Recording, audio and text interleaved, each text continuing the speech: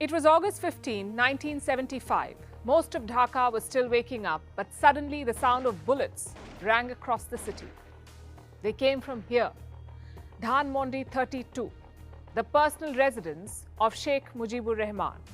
He was then president of Bangladesh. Pretty soon, the picture was clear. Mujib's army had turned on him. A military takeover was underway. A group of young officers attacked the president's house. He was surrounded by guns. Mujib and his family locked themselves inside one of the rooms. Once the firing ended, he stepped out. Immediately, the officers caught hold of him. Mujib kept asking them, "What do you want? Where are you taking me?" But Sheikh Mujib was not being kidnapped. The officers had planned something worse. One of them sprayed bullets on the president. Around 18 bullets struck him. The founder of Bangladesh collapsed in a pool of blood. Most of his family was killed that night. Just two members survived, his two daughters, Sheikh Hasina and Sheikh Rehana. Sheikh Hasina was hundreds of miles away in Germany. Bangladesh's ambassador broke the news to her. It was hard to process. She couldn't believe her father, the legendary Bangabandhu, was not alive anymore.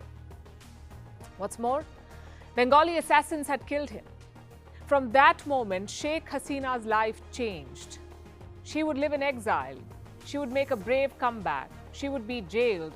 But today, she's the tallest leader in Bangladesh. Controversial, but popular. And she stands on the brink of yet another term as Prime Minister. So how did Sheikh Hasina resurrect her family legacy? How did she rebuild from the tragedy of August 15th? Time for a flashback.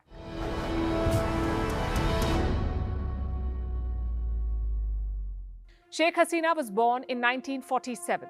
Back then, there was no Bangladesh. It was East Pakistan. She was born in a place called Gopalganj near Dhaka. She was the eldest of 5 children. By now, her father was an established politician. It had a downside though. Sheikh Mujib was in jail a lot. The children saw very little of him. Once a friend asked Hasina, "How do you address your father? What do you call him?" The young Hasina had no answer. She realized that she hardly had the chance. Sheikh Mujib was in jail from 1949 to 1952. Even afterwards, the government always targeted him. Like in 1954, another arrest. Then in 1958, another one. And these experiences shaped Hasina's politics. From a young age, she rejected Pakistan. In school, her class had a subject called social knowledge. One chapter was about Ayub Khan, Pakistan's military dictator. When the exam came, Hasina ditched her textbook. She wrote what her father had told her about Pakistani dictators. The teacher failed her.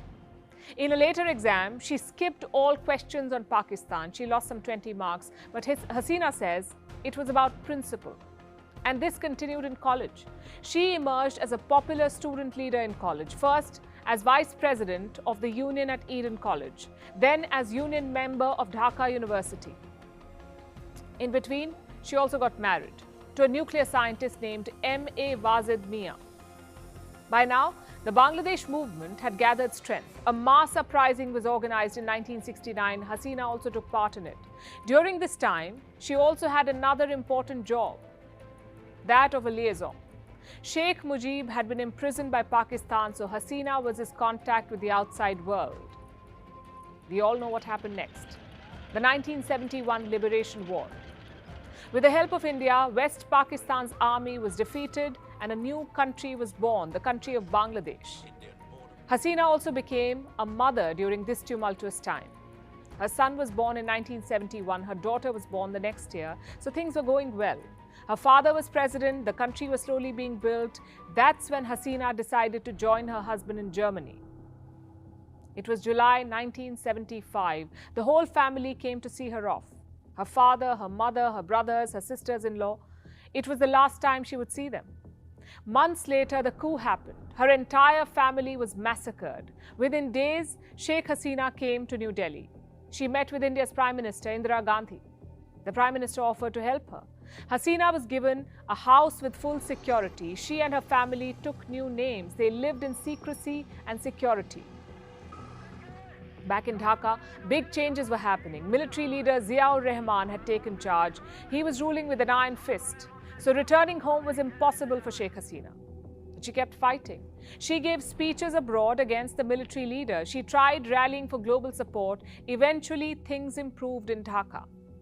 In 1981, she was elected president of her father's party, the Awami League.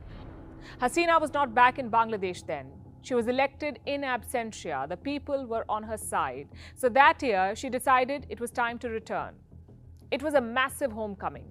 Thousands of people welcomed Sheikh Hasina. The streets were lined from the airport to her home. The game was on. Hasina brought 15 parties together. She protested against the military regime. A key moment was in 1983. The army entered the Dhaka University campus. They fired bullets at students.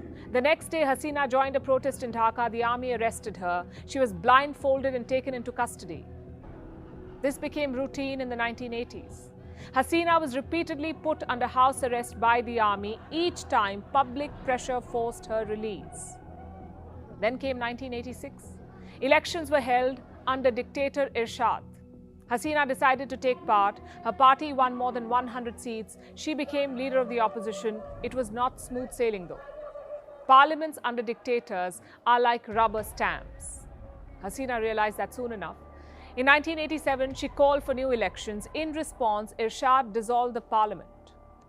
This time, the military was out for vengeance.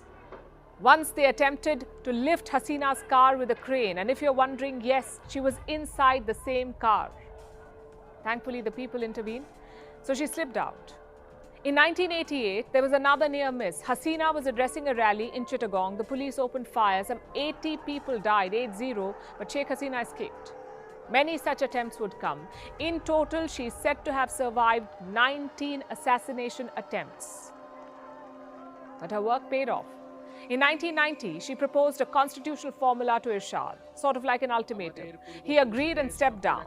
If this were a movie, elections would be held and Hasina would win. But it wasn't. One more twist was in store for her. Sheikh Hasina did not win the 1991 elections. They were won by Khalida Zia, her arch nemesis. Zia led the Bangladesh Nationalist Party. She was the widow of Ziaur Rahman. So Hasina had to wait. She rallied farmers and workers. She united other parties in the opposition and she put pressure on Khalida Zia. In 1996, elections were held again, this time under a neutral caretaker government. For the first time, Hasina tasted electoral success. She became Prime Minister of Bangladesh. Her first term had some highs, like signing the Ganges Water Treaty with India and ending the insurgency in the Chittagong Hills. She also had bold welfare schemes, like making homes for farmers or giving allowances to widows and specially abled. But the people thought differently. In the 2001 election, Sheikh Hasina was defeated, and quite badly at that. Khalida Zia's party, the BNP, won a 2/3 majority. Hasina herself lost one of her 3 seats. So what did she do? What leaders do after a bad defeat? She blamed the system. She accused the caretaker government of helping the BNP, but whatever the reason, she lost the election. Hasina was now in opposition, and in Bangladesh, that's not a good place to be. Awami League meetings and leaders were targeted. Even former ministers were killed. It was a sign of things to come. In 2006, the BNP government's term was up. It was time for another election. Just one problem, though. Hasina and Zia could not agree on the caretaker government. There were protests and counter-protests. And in the end, an emergency was declared. In 2007, Hasina traveled to the US. While there, she was charged with corruption and extortion. And then she was barred from returning. The caretakers said Hasina's return would cause disorder. She refused to listen. Her party fought the cases in court. And around 50 days later, the entry ban was lifted. So once again, Sheikh Hasina had a homecoming, very similar to the 1980s. Massive crowds welcomed her at the airport, and just like the 80s, she was soon arrested. The corruption charges emerged again, so Hasina was placed under house arrest. She would be released in 2008, before the elections. And that's where the story ends. Because after 2008, it's been one-way traffic. Hasina's party won that election. She won again in 2014, and then again in 2019, and she will win again in 2024. And the opposition? They boycotted some of the elections, and the others they lost. Each time they have alleged unfair practices. So looking back, what is Sheikh Hasina's legacy? Well, her story is not over yet. She's 76 years old, but going strong. And like every leader, she has done good and bad. We can think of three good things. One is the economy. Bangladesh is now a rising Asian giant. It's among the biggest garment exporters in the world, so living standards have improved. Two, she's kept the military out. It's harder than you think. Just look at the situation in Pakistan. Once the generals taste power, it's hard to keep them in the barracks. But Hasina has done that. She's kept Dhaka in civilian hands. Three, she's also kept radicalism in check. That is why Bangladesh's minorities still vote for Sheikh Hasina. She learned her core values from her father, like secularism. Now we come to the not-so-good parts.